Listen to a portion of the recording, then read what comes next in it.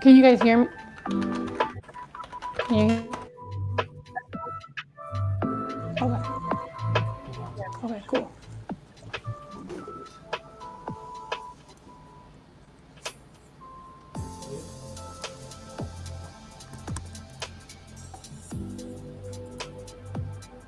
Yeah, no, I think it's just going based off that. Yeah, I know. Yeah, we can start.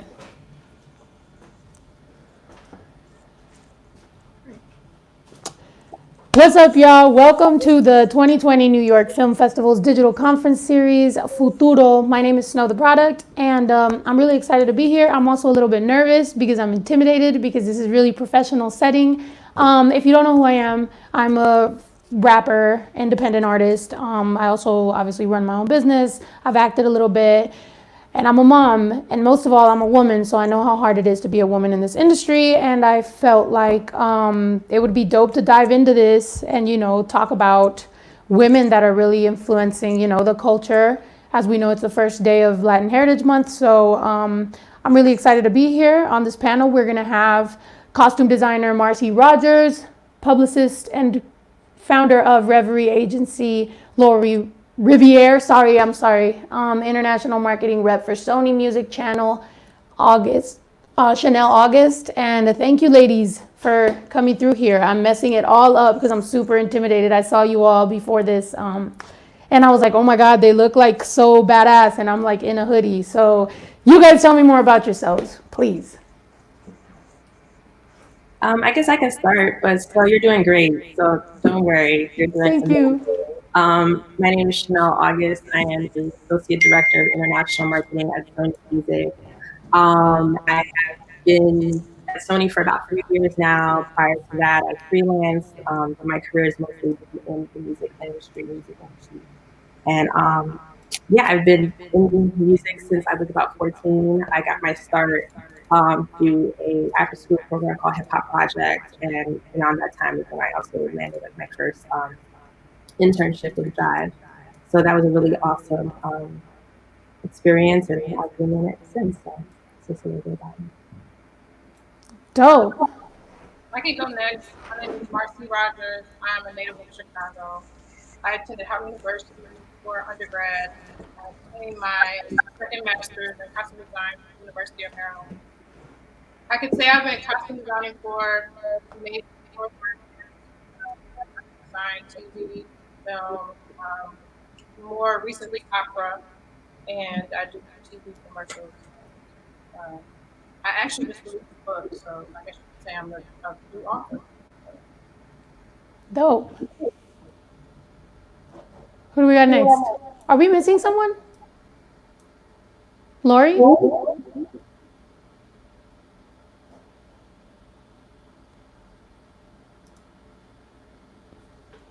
Lori?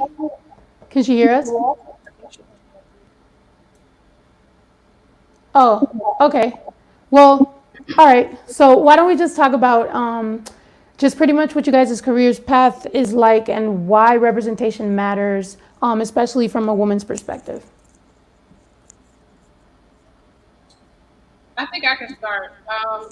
My career path actually wasn't traditional. I actually, before transitioning into costume design, I was assistant director of admissions at Howard University School of Law for 8 years. And I reached a point, I guess, in my life where I wanted to fulfill a dream, which was to go back to school for costume design.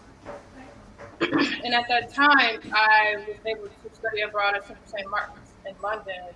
And when I was there, I knew that my life had forever changed. So when I came back to America, that's when I met my mentor, Reggie Ray, who was a Broadway costume designer, and things just propelled from that point.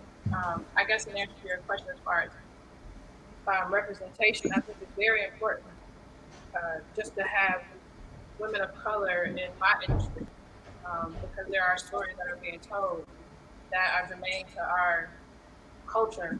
Um, and not saying that anyone else can't do it, but I think for me and the way I enter into my projects, I try to put myself in the shoes of the character, the backstory, so to speak. So I to get into it. Dope.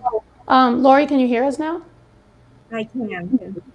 Dope. And yeah, I mean, if anybody else wants to chime in, or Lori, if you want to introduce yourself to the people. Sure. I'm Lori Riviere. I am the owner of the Riviere Agency. We are a fashion and beauty PR and marketing agency located here in New York City. And our claim to fame is that we produce and do PR for shows for New York Fashion Week, London Fashion Week, Paris Fashion Week, and Miami Fashion Week.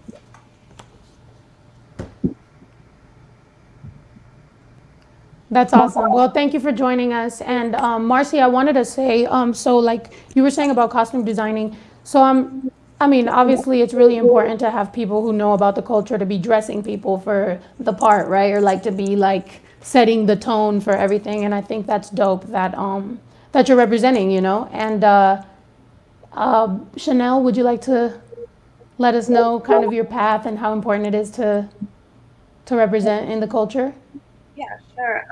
So as I mentioned earlier, I got my start at a really young age. I was about 14 when I first started learning more about the industry and got my internship. And then I went on to Clark Atlanta University in Atlanta, Georgia, where I was a college rep for Sony when it was Sony BMG at the time. And doing marketing and promotions and things like that, there were a lot of, when you work in radio or marketing or street team, it tends to be more men focused. They tend to be more men that are like out late and they're like, oh, like I can do street team, like I'll go to the clubs. So being a female on the scene, especially being young and in college and, not seeing as much representation on my side as far as women who wanted to step into that field was, I think, very important, especially for younger women who want to be in music and aren't really clear on what pathways or what outlets to start. I started out in radio, and radio is,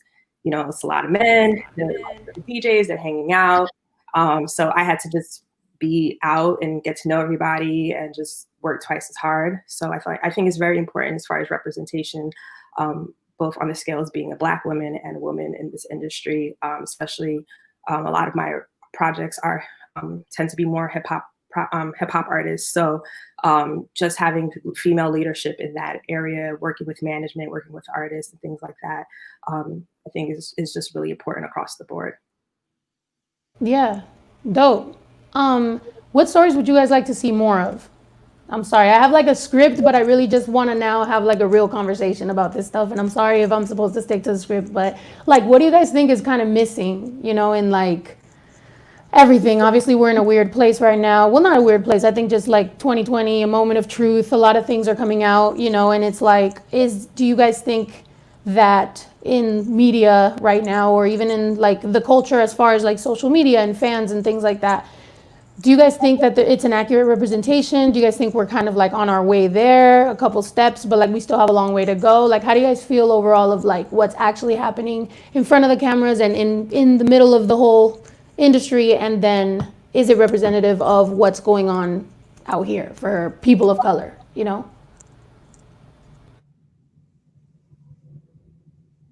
I mean, I do.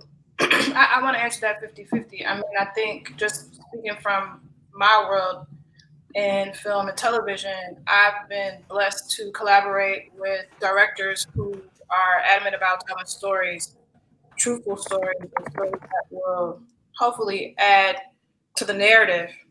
Um, and I shouldn't say hopefully, I know.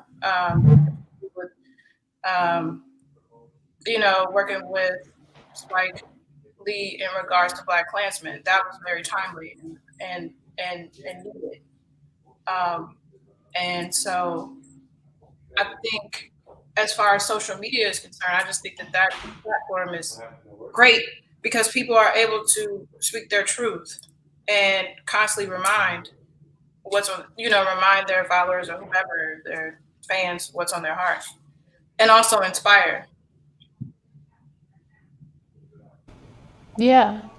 Um, I mean, I agree. I mean, me being Mexican, I do feel like, there's a couple stories that I think still need to be told other than being the maid and stuff, but I do think that we're definitely on the right path, and you guys have been doing amazing out here, obviously, with Spike Lee and, being in Sony and just, did Lori leave again? I'm sorry. I'm like, all right.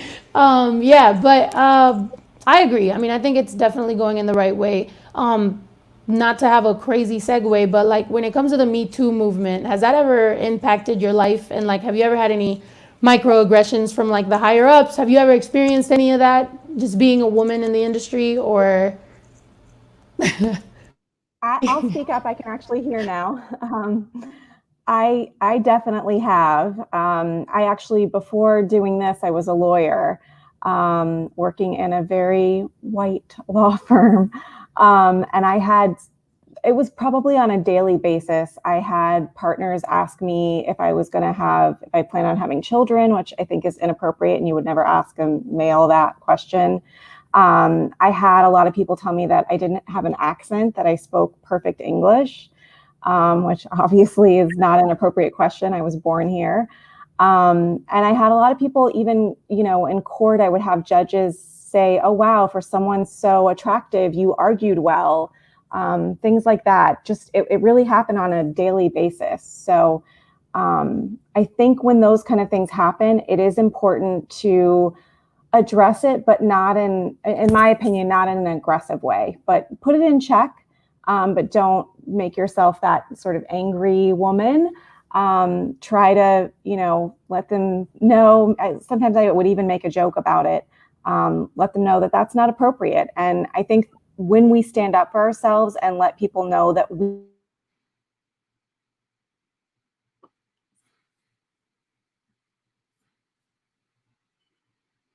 Did she cut out a little bit, or am I tripping? But yeah, I mean, I agree. I agree with that. And I've always felt like being a woman in this industry, you do have to, it's weird that you kind of have to like not be aggressive with your way that you come across, even though somebody just kind of offended you, So it's crazy. Do you guys have any stories as well? I mean, I don't necessarily would say I have any stories, but again, a lot of my artists tend to be more male, um, more men, and I think that it's about having confidence and not being intimidated, especially being in certain rooms when, if I go to a studio or if I'm in a meeting and it's, the manager and the artist and his whole team, they're all men. just being really confident in myself, knowing that I'm coming in to be of help and service to this project. And just also, if there's any point where you may feel uncomfortable, or someone may be approaching you in a way that you don't like, standing up for yourself, but also just in a way that it's not too aggressive and too intimidating, but definitely standing up for yourself and just saying, hey, like, that's not what I'm here for. Like, I'm here for this project. I believe in it. I think it's important that we work together, but just having clear boundaries for yourself is very important, because people will flirt with that. People will see what they can get from you, see if they can kind of push the limit. So you just have to just be really like committed to who you are, the work that you're doing, and having boundaries, I think, is very important. Exactly. Marcy, would you like to chime in? I mean, is the movie world a little bit different? I mean, I've done music and acting, and I do feel like, I'm not gonna lie, in the acting world, I feel like there was a little bit more of that, like, boundaries. But then again, I just kind of like dabbled. I never really like fully went in there. Do you have any like advice for anybody getting in the industry? I agree with Chanel. I mean, you definitely have to draw boundaries. I think it is about, coming into a situation where you have confidence, even though 9 times out of 10, you show it, but you may not. For me in particular, I've been fortunate enough to be a part of projects where I'm there because of my expertise and my creativity and my artistry. So I haven't had, thankfully, to see that, but I know it does take place. And it's unfortunate, but yeah, it's definitely about drawing boundaries and letting people know, you're here to be professional. And really, that's just the idea, is that you're serving the project, like Chanel said. So it's really not about what's going on behind the scenes. It's more so getting the job done so that we could get to the bigger picture. Definitely. What do you think are some hurdles that just kind of come your way? I know it's kind of like reiterating the question, but it's just like, is there any stuff in particular, not necessarily dealing with higher ups or men, just in general hurdles? Obviously being a woman, I know I have a 10-year-old, so it's like I'm always kind of dealing with feeling like it's never enough. Like, I'm never, like, am I home enough? Am I, doing this enough? Like, I always kind of am trying to catch up. Like, what are other things that you feel as a woman that sometimes maybe you're like, oh, but you can't complain because you gotta make sure you keep up with, everybody else. So what do you guys feel? I mean, we could start with Lori, because I know your mic be cutting out. But yeah, what was the question? Like, what are some things just as a woman that you feel is like a hurdle that you kind of have to deal with, whether personal life or, kind of like balancing the two? Yeah, I think as a woman, we just have so many things that we have to balance. Being, embracing that softer side, if we have one, can often be perceived as a weakness. So I think it's about really understanding how the world is perceiving us as women, where, there's tons of things in the media promoting us as the weaker sex, or if we say something, we're a bitch, whereas a man is just being, aggressive or just going after what he wants. So I think women on a daily basis, we have to really just kind of have an understanding of how the world is perceiving us and navigate around that the best way that we know how.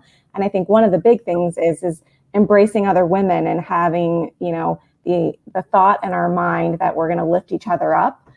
Helping another woman out when you can, I think, is really, really important. And particularly, I think women of color, when you can help a woman of color out, even if you're not a woman of color yourself, I think that can go a long way, because once everyone is accepted as equal, then that's when we can start not having to think about these things on a daily basis. Yeah. I totally want to piggyback off of what Lori's saying, just how important that is to support other women, especially younger women coming behind you. When I started out, a lot of my bosses were men. So I didn't have, female representation or female bosses or a mentor until later on in my career.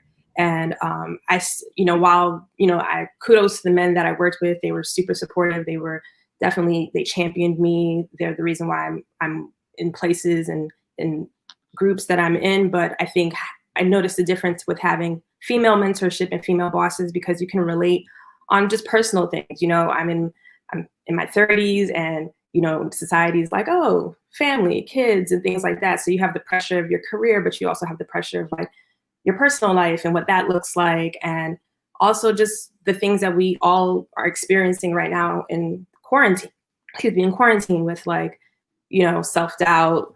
What does tomorrow look like? What do the next few months look like? So just having people that you can also connect with on a human level, outside of just like the 9-to-5 work project stuff, but also just from time to time, just reaching out and just being like, are you okay, girl? Like, how are you doing? How are you feeling? How's your mental?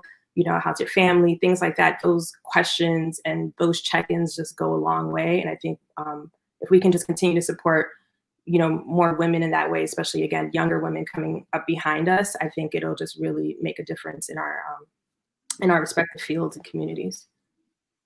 Yeah, definitely. You just made me feel way better right there. Like, and I'm like lit. I need some friends in this music industry. Marcy, would you like to talk about that too? What everyone said. One thing I think that I had to come to terms with was, self-care. I think a lot of times as women, we serve roles of, we are the counselor, we're the friend, and we don't really take time out for ourselves. And so Chanel touched on it a bit in regards to mental health. I think that is something that, whether or not it's talked about, it's there, and it's something that, I can say particularly how I was raised. I just take it all in and I embody it. But I've gotten to a point where now, and this is one of my hurdles, is just like letting go and actually not feeling some type of way about self-care for myself. And then also, like Chanel said, checking on friends, and, like, it's kind of off topic, but I think it still relates. Calling a girlfriend and saying, hey, I need to just take a walk because, work has hit me today and I just need to digress because I'm human. So I think for me, self-care, I would say self-care and mental health.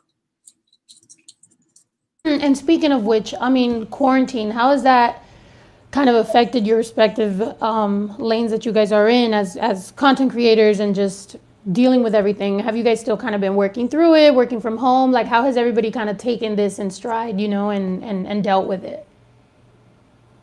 Well, my industry shut down. So I was on a film in Detroit, which I'm in Detroit now because we picked back up. So really it stopped, and it made me kind of, it made me slow down. Like, I had to literally stop and like reevaluate not just my career, but myself. It was a lot of self-reflection. And unfortunately, there was a series of unfortunate events that happened that, I embodied as well. So as an artist, I tend to tell people I'm an empath. So I'm taking all of this in and I'm trying to figure out how, when the time comes, do I jump back in and I use those highs and lows to create costumes and to create characters and really justify, some of the things that I've chosen by way of my storytelling. And for me, it was a lot of, like I said, it was a lot of self-care. Funny enough, it was a lot of walking on grass. And I wrote a book because when I came up with the idea for the book, I just felt like no one was talking to like Chanel said, the generation under us. Like, who was actually talking to the kids? Who's actually talking to the 15 and 16-year-olds of color, and telling them it's okay that the time has stopped, but you have you have something in you, just something needs to get it out. So I kind of hit a block of frustration, and I said, you know what, let me just use this to be productive and kind of give back to the world that has given to me and has allowed me to be as successful as I am. So that was pretty cool. And just kind of like, and quarantine is funny because even though I'm back at work, it's not over. Like, it's still a pandemic. And just understanding that I'm in between two worlds. reality and then the world that I'm creating with my costumes, or costume design, I should say. So that's what I did. Yeah, that's dope. Did you get to do more self-care? You know, obviously we kind of took a step back and reflecting. I took my first like actual like bubble bath like whole like session during quarantine. So I was like I never realized how much I didn't kind of take time for myself. I always kind of split my time among, you know, everything that I'm doing, and I do feel like it has helped, you know. It's weird that like such a obviously such a bad time has made it so I could at least care for myself. And it's made me a better person, better friend, better boss, you know, better artist, I feel. How have you guys taken the quarantine thing? I have kids, so for me, self care has not been part of my evolution, I guess. And I would say that, you know, on behalf of all moms, I know there's probably moms that are struggling more than me, and it's that it's been really challenging. My industry too kind of shut down, seeing as how I'm an event producer. Um, but I think I I got really depressed, to be honest. I just found it really depressing after all these years of producing events and being around public. Even right now, it's New York Fashion Week, and I'm working on shows digitally. Um, but I think just even finding a few moments, like that's so great that you took a bubble bath. So one of the things that I've sort of tried to do is just taking a few moments in the morning to do, I don't work out, but like 10 minutes of crunches or something. Stealing those minutes that you can for yourself, even if you are busy, I think is incredibly important. And then also another thing that I think is really incredibly important is to take 10 minutes out of your day. I try and do it once a week to just check in on your girlfriends, particularly right now, your friends, if you have friends of color, to check in on them and see how they're doing. And if there's anything that you can do to help them or support them, and that makes you feel good. Definitely. Chanel? So my experience has been a bit different, and I want to be mindful that a lot of people. This is a hard time for a lot of people. People have lost jobs, and business and things have slowed down for many people. Being in music, it did take a bit of a adjustment period for us in the industry to kind of understand what was going on, but obviously given the digital space and we saw a lot of things just like kind of like happen, and music is still coming out. And I think, music is actually what's been helping people a lot through this time. So for me, I think it was just about finding like a work-life balance because one, I do international marketing, so I'm usually on a plane like every other week. So this is the longest that I haven't traveled. So it then everything kicked into overdrive as far as like, okay, well, how do we market this internationally and how do I service this? And before I knew it, my typical work hours of maybe 10 to 6 or 10 to 7 were now, about 7 to midnight. And I was like, whoa, whoa, whoa, this doesn't work. Because just because I'm home doesn't mean that I can be working all this time and not take any time out for myself. So very similar to like what Marcy was saying, I have taken a lot of breaks. I go on walks. I break up my day sometime with just going outside and getting some sunlight, walking, reaching out to a friend, just saying, hey, do you want to go take a walk and just talk? A lot of self-care. I love baths. I think that's just really important. Self-care is so important because, for those who are working right now, you may go a whole day and just never see outside. And even right now, the sun is like coming through my window, but that doesn't help always. So just taking those moments and taking those moments to just breathe when you need to, and also being in communication with your boss or your team, just saying, hey, like I need to unplug for a couple of hours. I'll be back online. I just need to take a moment. I think a lot of companies are very mindful of that, and they've been offering their employees like therapy and coaching opportunities and things like that, because mental health is so important right now. People are not used to just being in the house or being limited on their activities. So, I have to acknowledge a lot of employers that are stepping into that space and really understanding that their employees really need additional support other than just sometimes the usual, hey, are you okay? So, I mean, I think that I answered the question, but for the most part, self-care and mental health are things that are very, very, very important to me. And I think that, people should find their outlets, what works for them, given, whether you have a family or, whatever that looks like, just, not being afraid to ask someone for help and taking the time. Have you guys had mentors or like women you looked up to that you could definitely just like pinpoint like, yo, like she really helped me out by, any sort of like influencing you? Like, who are some women that have influenced or helped you guys out? Or have you, have like a woman that could, be like, I know what you're going through. Have you guys had that? I'll just jump in really quickly. I mentioned earlier I didn't have like female mentors or of that sort until later on, but someone who has been a champion for me from the day I met her is Felicia Fant. She is the co-head of urban marketing at Columbia Records, and I worked with her, and she's been a great cheerleader for me. My boss, Melissa Thomas, Mez Tara. There's just tons of women that later in my career I became very close with, and I've leaned on just in regards to like personal support and asking for help and areas if I'm feeling like uncomfortable and things like that. So there are definitely a ton of women that I can say now, but for anyone who is looking for mentors and things like that, like if there's a woman that you want to be connected with, like just send a note, send an email. There are a lot of people who actually want to give back and want to support others. So don't be afraid to reach out if you don't have one right now. That's dope. Lori? I have to say yes. I have a few mentors, but one most notably was Weekly Carter. Coming into my industry, I watched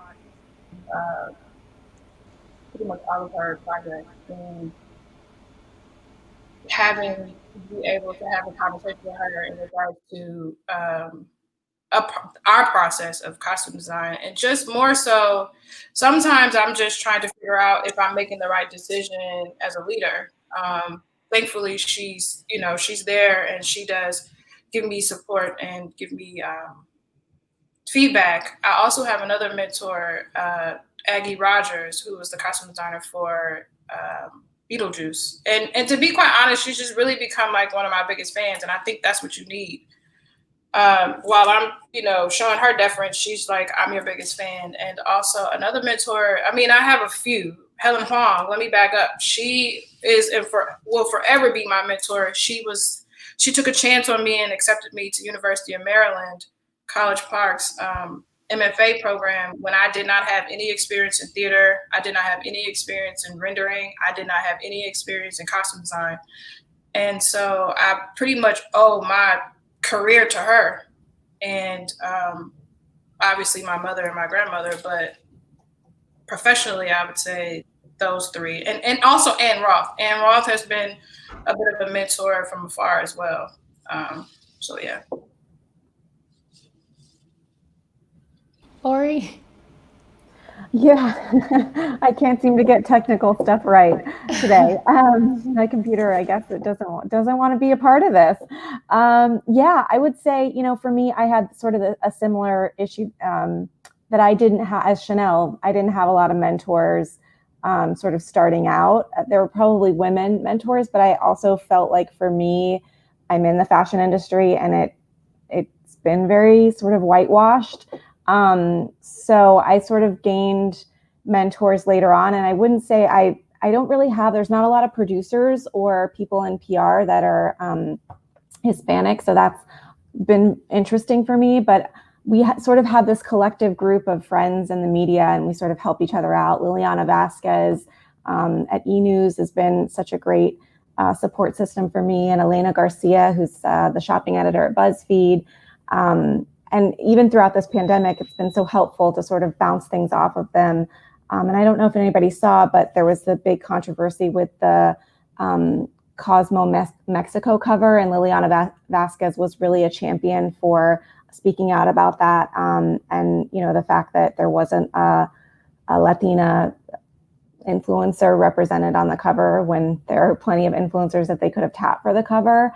And I think that was an example of a time when we really just leaned on each other. So I think one of the things people always think of a mentor as somebody who's sort of above them in their career, but sometimes a mentor can be somebody who's, you know, your equal or on the same career trajectory as you are. And I think that can be helpful too. So if you can't find someone above you, you can find someone sort of a colleague, and they can be a mentor for you and you can be a mentor for them.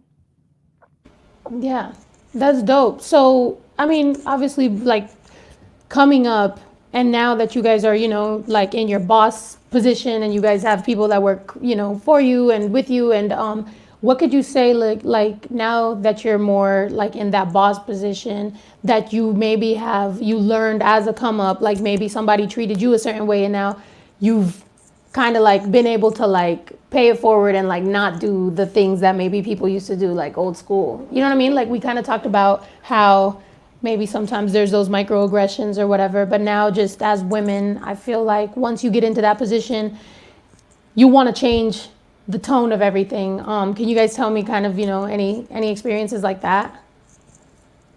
I mean, that's why I started my agency, because I wanted to create a culture that was celebrated diversity and celebrated women, and people of color, and made a celebration of all that we have to offer and our unique perspectives. So I think in my role, I really saw all the things that I hated about all of my previous jobs and decided that I wanted to create an environment where you know, I don't allow people to call me their boss. I want them to call me their colleague. And I know that they could have an idea that could be a million times better than mine on any given day. And so I think that celebrating all of the unique things that all of the people that are on my team bring to the table is one of the main things that I really wanted to do when I created my company, and I really try to focus on a daily basis, just kind of keeping my own ego in check and remembering that the good idea can come from somebody who just started yesterday. Yeah. How do you guys feel about that? Shout out to you, Lori. I love that concept of colleague versus boss. That is kind of like empowering. For me, yeah, I think it's just, you know, I've had amazing bosses and I've had some not so amazing bosses. I think it's just about knowing who you are, being like rooted in who you are as a person and your values and how you believe you should treat others, and then take away from the good and the bad. You know, I learned really early on the type of leader that I want to be.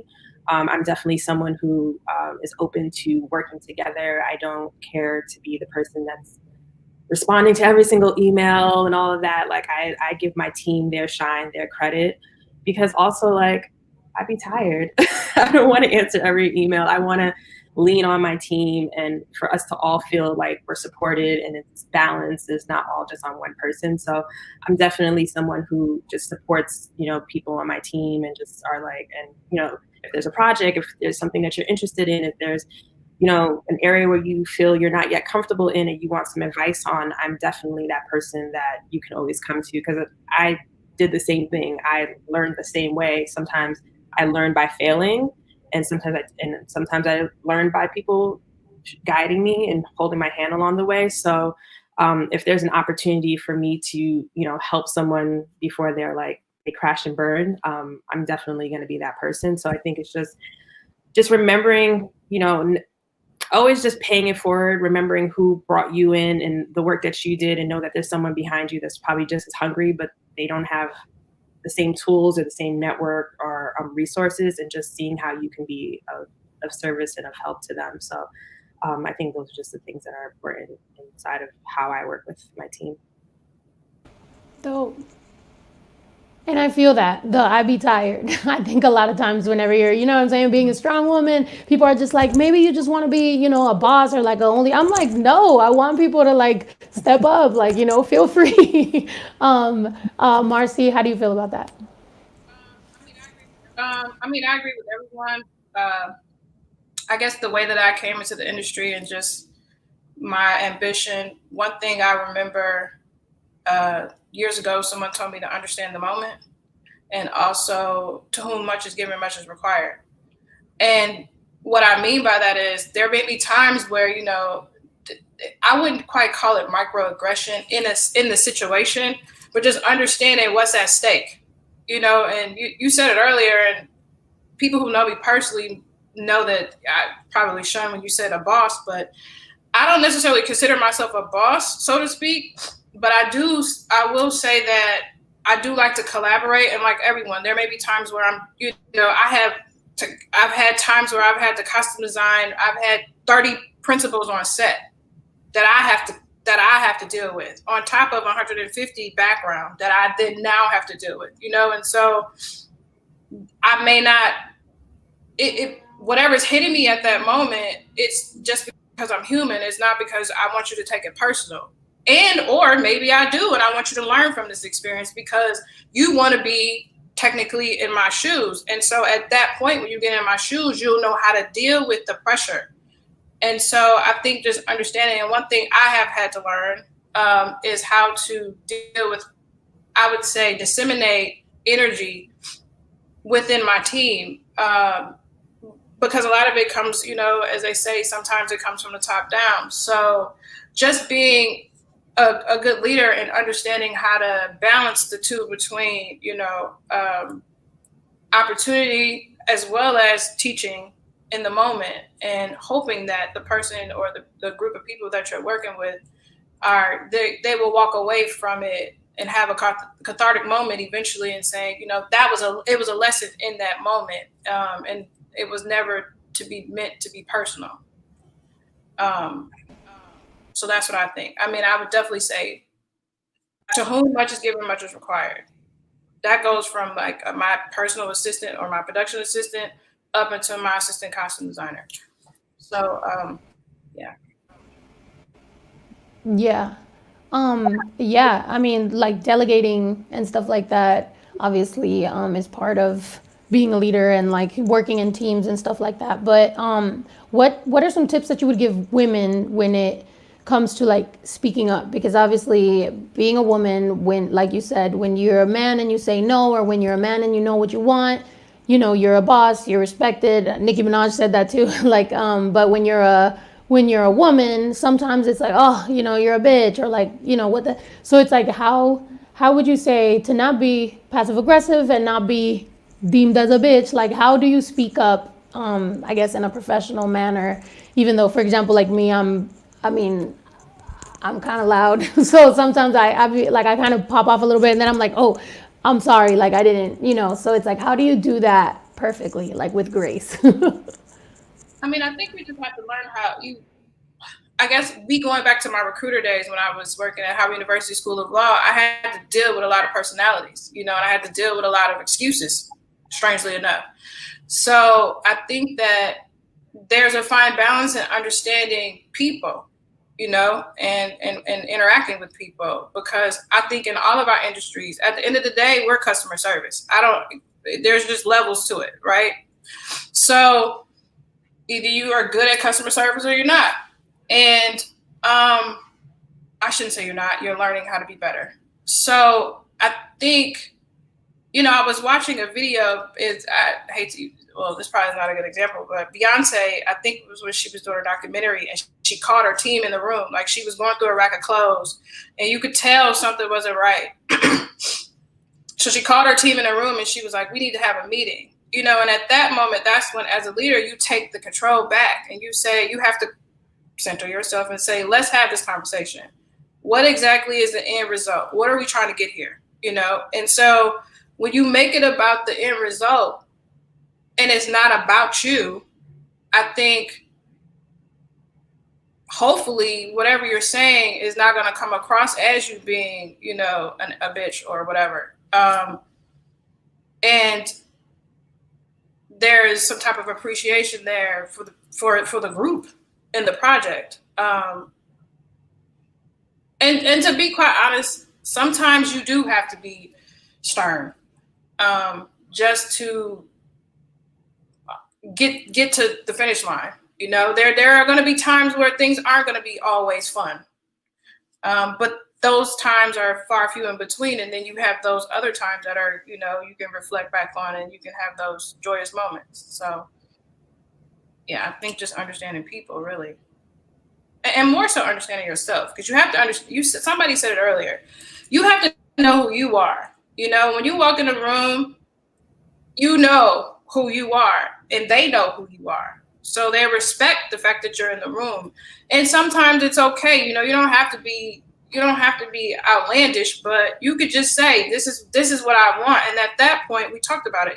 You're creating boundaries and respect, I think. I mean, I'm only speaking from my standpoint because I don't necessarily have an office, right? Like I'm working with, at any given day, I could be working with 5 to 10 departments, and they see me and they don't. I come in, I'm on top of me working with my cast. So I think when I kind of let go of the woes of what people may think of me, that helped me kind of get the job done. And I've had, people tell me,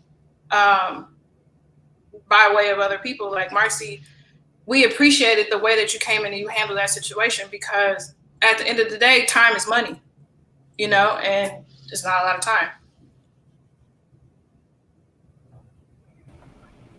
Ladies? I think Marcy said it best. I mean, no, like she hit all things for sure. It's 100% about knowing who you are. Are you going to know for sure who you are at 21? No, I didn't know who I had some idea, but I had a job. Someone saw something in me to place me in a position. If I didn't see myself that way, that's one thing, but the saying, fake it till you make it, like, tell yourself, like, all right, well, they gave me this job. They must see something. I don't know what. Let me live up to that and just step into that role. There's been plenty of situations where I've walked into rooms with like the highest of people, like where I was like, oh my God, I can never have a conversation with this person, yada, yada, yada. And I had to be like, Chanel, like, you have this job for a reason. Your boss or whoever hired you saw something in you. And I had to stand inside of that and get out of my head and get out of my own personal space of self-doubts and fears and just be like, okay, go and have a conversation. And I'll just walk up sometimes and just be like, hey, I'm Chanel, such and such from the label. And people are just like, oh my God, heard about you, da, da, da. And then just built a rapport from there. But it starts with just trusting yourself, trusting your instincts, trusting what other people around you tell you about yourself, even when you are not sure. And just, yeah, and until you become sure. And then you won't always be sure. There'll be times when you're like, I have no idea what's going on. I still have days at work or days where I'm talking to a manager and an artist and I'm like, oh my gosh, I have no idea what I'm gonna say. They don't trust me. I'm gonna mess this up. And then the project goes through and then they're like, oh my God, that was so great. Thank you. And I'm like, really? Like, I got, like, you believe that? So yeah, it's just, again, like what Marcy said, just like standing in just like your core values and just, just mustering up the strength every day to just believe that you are who other people see you to be, I think will make a big difference for you. Yeah, and I would say being okay with people not being okay with you. That too. That. Yeah. You want to be you want to be liked, right? Yeah. That's what I would tell my mom when I was a kid. But my mom would always tell me, everybody's not gonna like you. Right. That was what I was gonna say. Is I think also you have to realize that not everyone is going to. A lot of people are going to have these great ideas of what role you can play and how great you are going to be in whatever position you're in. And then there's going to be some people that don't, and you have to be okay with that too. And I think it's really important to recognize that, one, you're not always going to have grace. That can be that. I've had moments where I have popped off at someone or not been the most graceful. And they probably deserved it, particularly when I was practicing law. But I think being okay, that's one of the things I have trouble with, is being okay when somebody doesn't like me or has a problem with me. And yes, ask my team to call me their colleague, yes, but at the end of the day, I'm a leader and I'm a boss, and sometimes I have to do or say things that maybe makes me not the most popular person in the room, and you have to be okay with that. Yeah, that's perfect. Not everyone's gonna like you. I have managers that are like, please don't ever let this girl text me again. But I'm like, you know what I need. You know I have to get this done. Like at the end of the day, I'm here to do a job. I'm here to make this happen, and then I'm gonna go to sleep tonight. Fine. So just don't take it personal. It's life. It's life, you know. But again, just be rooted in who you are. You know your truth, and don't let anyone make you feel otherwise. Dope. Yeah, I agree. I tour a lot, so dealing with a whole tour bus of people, I always, it's like easy. We're friends, we're drinking, we're hanging out, we're on stage. But then you do have to put on that hat of like, okay, this has to be done. This is a job. This is entertainment. Let's do this. And sometimes I can seem like I'm kind of a bitch. But what are some things that you guys are doing to open doors for other like aspiring people in your respective paths? Well, for me, I mean, like I said, I wrote the book, so hopefully there will be a brown child that will read my book and be okay with being an artist and living through their feelings and, aspiring to be whatever it is in the world that they create in their head. I also have a mentor. She actually just started Carnegie Mellon. She was at University of Maryland with me. So I do take on mentors as best I can, just because I'm kind of busy. But I would like to get into actually speaking to colleges and theater departments, and actually go back to my high school, because for my particular field, I didn't know what costume design was. I mean, when I first got into this industry, everybody thought I designed Halloween costumes. So just really understanding, I mean, trying to get the younger generation to understand exactly what it is I do, and let them know that there is a career path out there for you in film, let alone just costume design. And then there's different elements into the wardrobe department that you can be a part of. You may not want to be a costume designer. You may want to be a stitcher. You may want to go fabric swatch. Like, people actually have careers in different sectors of my department that live a good life, and they're still being creative, and they have the opportunity to go off and, learn from each experience and then apply that to the business or the project that they want to work on. So that is something that I have that's been on my heart lately. Yeah, for me, I really have, when I started my agency, I really wanted to focus on having some sort of, mentor program, internship program. I get to work. I'm so lucky that we get to work on shows for New York Fashion Week. And so getting to hire a team of, we always need junior staff, and we often hire a team of college students and everything. And even though we only work together for maybe that week or two, I try to maintain contact with them. And in fact, this week, an intern that worked with us for a season for New York Fashion Week, she just took a job at Condé Nast in the closet. So we're super excited. And I just, told her, any questions that you have,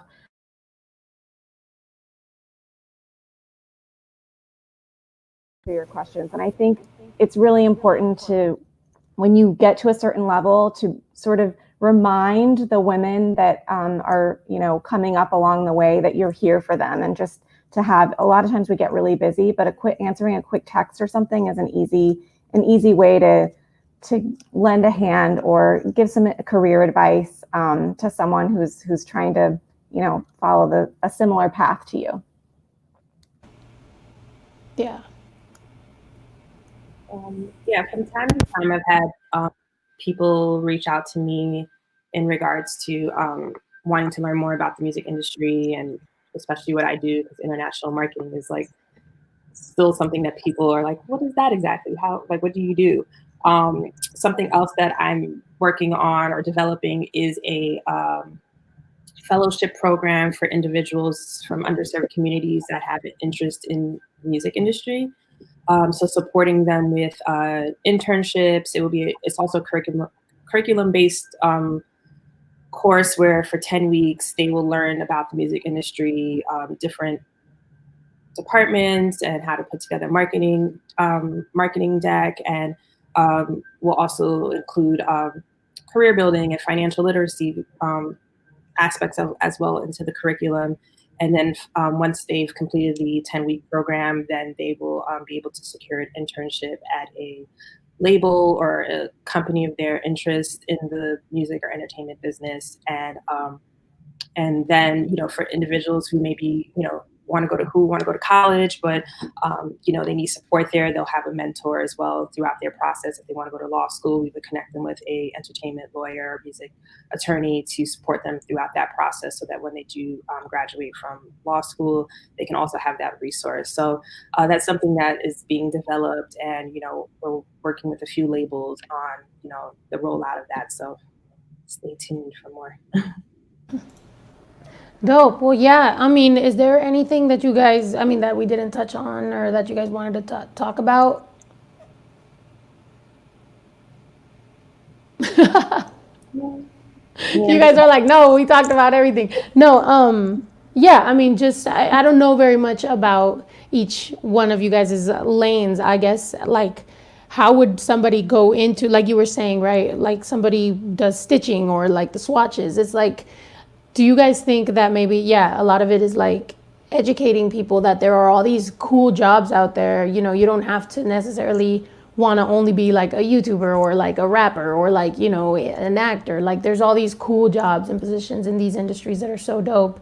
How can we kind of like let more people know? I'll speak to that.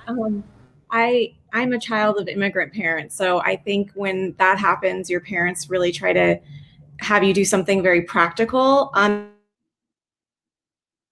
Has you do focus on things that are practical.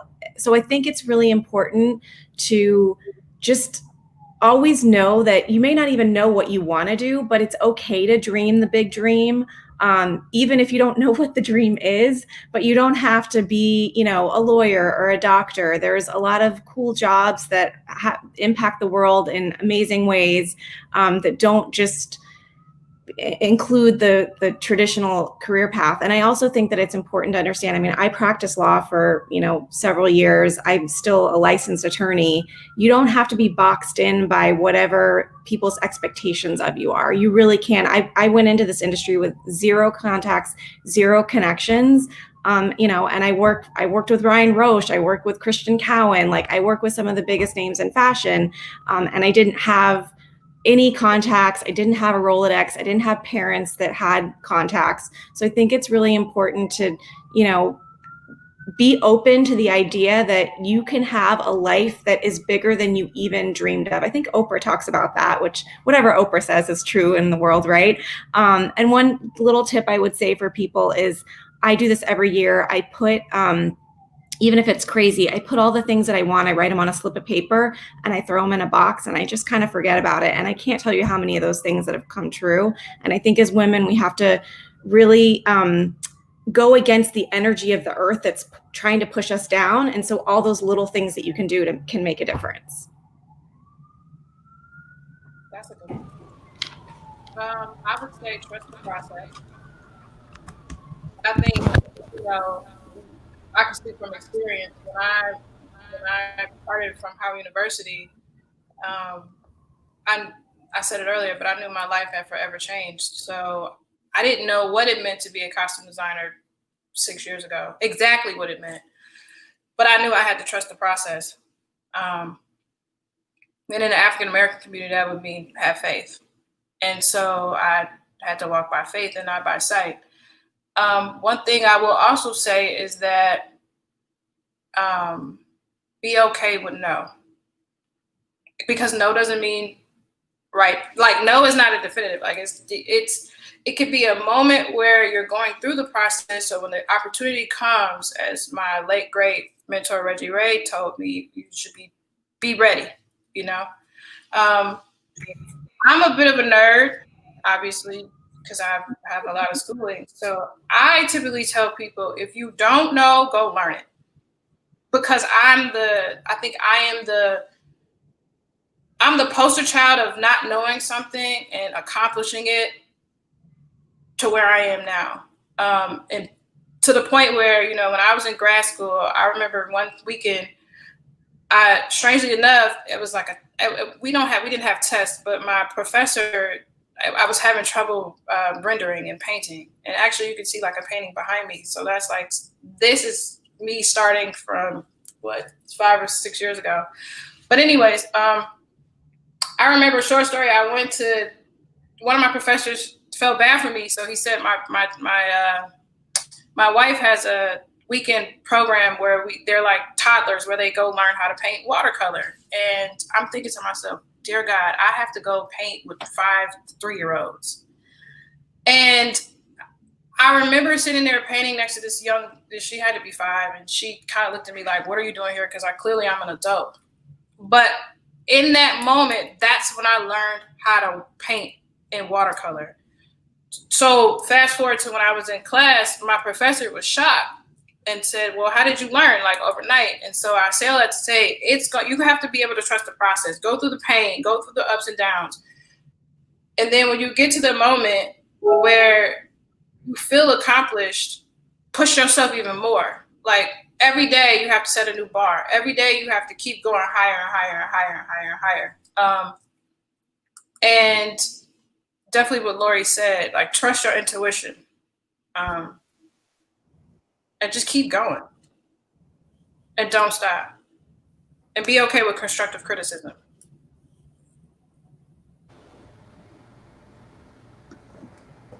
I would say, definitely trust the process.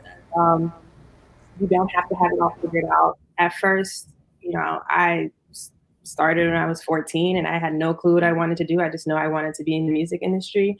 My family's background is Haitian. So of course it was like, you're going to either be a doctor, nurse, or a lawyer. And obviously wanted to be neither, but I knew that I had a passion for music, and I wanted to see it through. I didn't know what it looked like.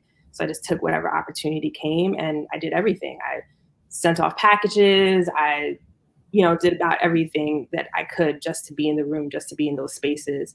And it was great. Went to college and got a job and thought my career was going great. And then I graduated into the recession, and a lot of label jobs, a lot of people that were like my mentors at the time, they all lost their job during the recession.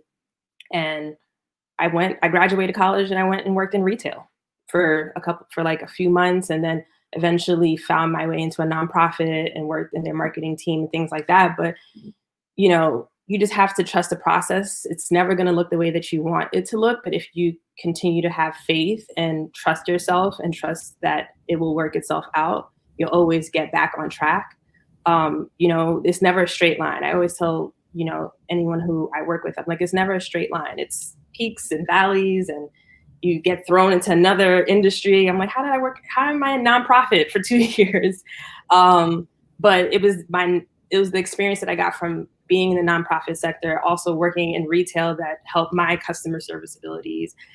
Something else I would say is that relationships are so important. From the person you meet while you're getting a sandwich at the deli to, the top executive at your company, like every relationship is important, and you should always treat people the way you want to be treated, because you never know who's watching. I met my mentor, Felicia, through a friend, just hanging out at someone's house. I had no clue what her position was. I had no clue where her background or anything. And we just had a really amazing conversation. And she called me a couple of days later and was like, hey, I can get you an interview at Warner Music. And I was just like, wait, what do you do? Who do you work with? But that was just all because I was just being myself and just being genuine. So it's just really important to just nurture every relationship you have. You just don't know who's watching. You don't know who's listening. But there's always going to be someone that can support you. And you're going to have to rely on a lot of those relationships sometimes to get you to the next level. So no matter how big or how small, don't take away what people can offer you. Yeah. Dope. Well, I mean, I could definitely say that I'm inspired. You women are killing it, and I think it's pretty much we're getting to the end of this. I wanted to thank you guys for being here, and also this is the She is the Future Women. She is the Future Women in Digital panel, and I'm supposed to read the script, but I'm really just gonna say you guys are badass. Thank you guys so much for joining us. And if there's any women out there, I mean, this just inspired me. I mean, I've never been a mentor to anyone or anything, and I've never had one. So, I mean, let's all continue to have this conversation. I'm going to DM all of y'all. I'm going to follow all of y'all. And anybody out there, if you're watching and you want any advice from any of us, I think we're open. I don't want to speak for you guys, but I think it's awesome to be strong women nowadays in 2020. It's been great to be your host. This is my first time hosting. Love y'all. We're out. It's so good. Great. Bye. Bye. Are we gonna? Bye.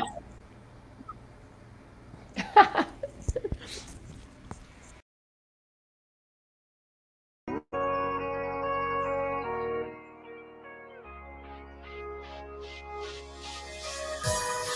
would walk 1,000 miles to see your smile.